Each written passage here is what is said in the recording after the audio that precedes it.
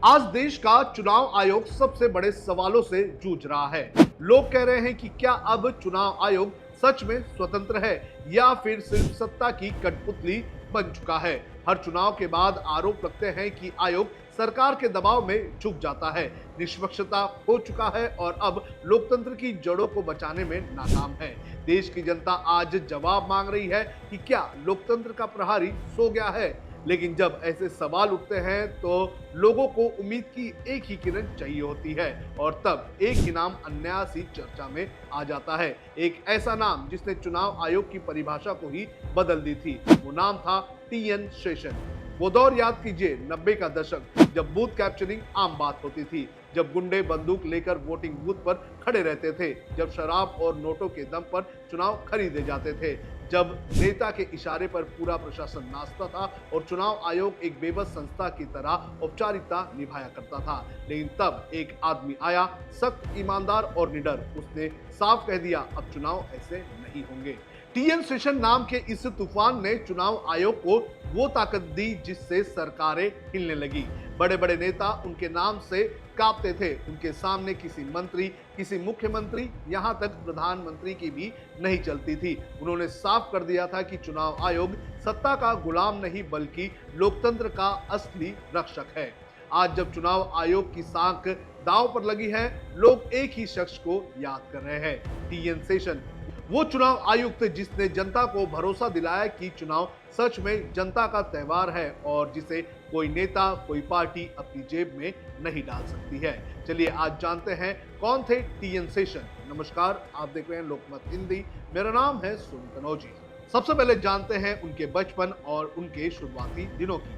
केरल में जन्मे टीएन शेषन की 1993 में पहली नौकरी मद्रास पुलिस सर्विस में लगी, लेकिन पुलिस का रौब उन्हें रास नहीं आया। फिर 1995 में उन्होंने सिविल सर्विस में क्वालिफाई किया और आईएएस ऑफिसर बने। अपने करियर में उन्होंने पंडित नेहरू से लेकर नरसिम्हा राव तक के कई प्रधानमंत्रियों के साथ काम किए।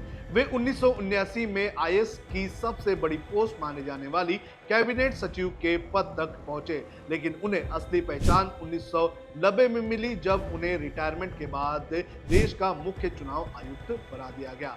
ये वो दौर था जब चुनाव आयोग की शक्तियां सीमित थी। बूथ कैप्चरिंग और हिंसा और चुनाव में धांधली आम बात थी, लेकिन शेषन ने शुरू से ही ये साफ कर दिया था कि वे सरकार के दबाव में काम नहीं करेंगे। एक दिन जब तत्कालीन प्रधानमंत्री नरसिम्हा राव ने उन्हें टोका तो उन्होंने बेबाकी से कह दिया कि मैं कोई कोऑपरेटिव सोसाइटी नहीं चला रहा हूं जो सहयोग करूंगा। उनका मानना था कि मैं घोड़ा और सरकार घुड़सवार, ये बिल्कुल मंजूर नहीं है। इसी सोच के साथ उन्होंने चुनाव आयोग को एक सरकारी विभाग नहीं बल्कि एक स्वतंत्र और शक्तिशाली संस्था बना दी। वोटर आईडी कार्ड और बोगस वोटिंग पर लगाई थी लगाम। शेषन के कार्यकाल से पहले बोगस वोटिंग एक बड़ी समस्या हुआ करती थी। उन्होंने इस पर लगाम लगाने के लिए वोटर आईडी कार्ड की शुरुआत की। ये एक क्रांतिकारी कदम था जिसने फर्जी वोटों को रोकने में महत्वपूर्ण भूमिका निभाई थी। इसके अलावा उन्होंने चुनावी हिंसा को रोकने के लिए चुनाव के दौरान अर्धसैनिक बलों की तैनाती भी शुरू कर दी थी। पहले तो उनका विरोध हुआ, लेकिन बाद में जिस तरह से चुनाव हुए उसने एक मिसाल पेश की। 14,000 उम्मीदवारों का नामांकन किया था रद्द। टीएन शेषन ने एक के बाद एक कई बड़े फैसले लिए थे। यही वजह थी कि नेता उनसे परेशान रहने लगे थे। उन्होंने शराब बांटने और धर्म या जाति के नाम पर वोट मांगने को जुर्म बना दिया था। चुनाव प्रचार में खर्च करने की सीमा भी तय कर दी गई थी और अगर कोई उम्मीदवार इनका उल्लंघन करता तो उसका चुनाव नामांकन भी रद्द किया जाता था। अपने कार्यकाल में उन्होंने 4,000 उम्मीदवारों की चुनावी खर्चों की समीक्षा की और गलत बयानबाजी करने के चलते 14,000 उम्मीदवारों का नामांकन भी रद्द किया था। बिहार चुनाव स्थगित, लोकतंत्र बचाने का साहस। 1992 में बिहार में चुनाव की स्थिति काफी चिंताजनक हो चुकी थी। हिंसा, भ्रष्टाचार और बूथ कैप्चरिंग आम बात बन चुकी थी। शेषन के सामने लोकतंत्र बचाने के लिए कोई और विकल्प नहीं बचा था। उन्होंने चुनाव स्थगित कर दिए, केंद्रीय बल तैनात कर दिए, प्रशासकीय फेरबदल कर चुनाव प्रक्रिया को शुद्ध करने का काम शुरू किया। ये एक निर्णायक कदम था जो किसी भी चुनाव आयुक्त ने पहले नहीं उठाया था और उसी फैसले ने चुनाव आयोग को एक लोकतंत्र की ढाल बना दी थी। प्रणब मुखर्जी को देना पड़ा था इस्तीफा। शेषन अपने काम को लेकर इतने लॉयल थे कि 1993 में उन्होंने एक आदेश निकाल दिया था कि जब तक सरकार चुनाव आयोग की शक्तियों को मान्यता नहीं देती तब तक देश में कोई भी चुनाव नहीं होगा।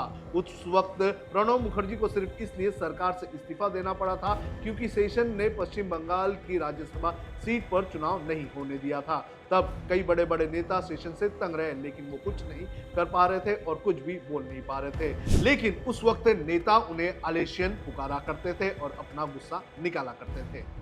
राजनीति में आजमाया कदम लेकिन रहे विफल। चुनाव आयुक्त के पद से रिटायर होने के बाद शेषन ने राजनीति में कदम रखा। 1997 में उन्होंने राष्ट्रपति चुनाव में के.आर. नारायण के खिलाफ चुनाव लड़ा, लेकिन वो हार गए। 1999 में कांग्रेस ने उन्हें लालकृष्ण आडवाणी के खिलाफ गांधीनगर से सीट दी, लेकिन वे वहां भी चुनाव नहीं जीत सके। जिस चुनाव प्रणाली को उन्होंने सुधारने का काम किया, उसी में वो खुद सफल नहीं हो सके। धीरे धीरे वे सार्वजनिक जीवन से दूर होते गए। 2019 में उनका निधन हो गया। टीएन शेषन सिर्फ एक ही चुनाव आयुक्त नहीं थे, बल्कि वो नागरिक थे जिन्होंने चुनाव आयोग को एक मामूली सरकारी विभाग से उठाकर लोकतंत्र का अवैध ढाल बना दिया। उन्होंने सत्ता की ताकत को ठुकराया, उन्होंने मंत्रियों और नेताओं के सामने घुटने टेकने से इनकार कर दिया और उन्होंने साफ संदेश दिया कि लोकतंत्र की असली मर्यादा सत्ता नहीं बल्कि जनता है। यही वजह थी कि जब वो चुनाव आयुक्त बने तो देश भर के नागरिकों को पहली बार भरोसा हुआ कि उनका वोट बिकाऊ नहीं है, उनका वोट दबंगई से नहीं छीना जा सकता है, उनका वोट ही लोकतंत्र की असली ताकत है। लेकिन विडंबना देखिए, आज उसी चुनाव आयोग पर सवाल उठ रहे हैं। लोग पूछ रहे हैं कि क्या आयोग अब सरकार के आगे बंधक बन चुका है? क्या वो ताकत जो कभी नेताओं को झुकने पर मजबूर कर देती थी, अब वो खो चुकी है? क्या वो भरोसा जिसे शेषन ने अपने पसीने से और साहस से जिंदा रखा था, आज वो टूट गया है? तो ऐसे दौर में चुनाव आयोग के सामने और देश के सामने एक ही नाम सामने आ रहा है, वो है टीएन शेषन। आपको क्या लगता है कि क्या आज चुनाव आयोग कॉम्प्रोमाइज हो चुका है? आप हमें कमेंट करके जरूर बताएं।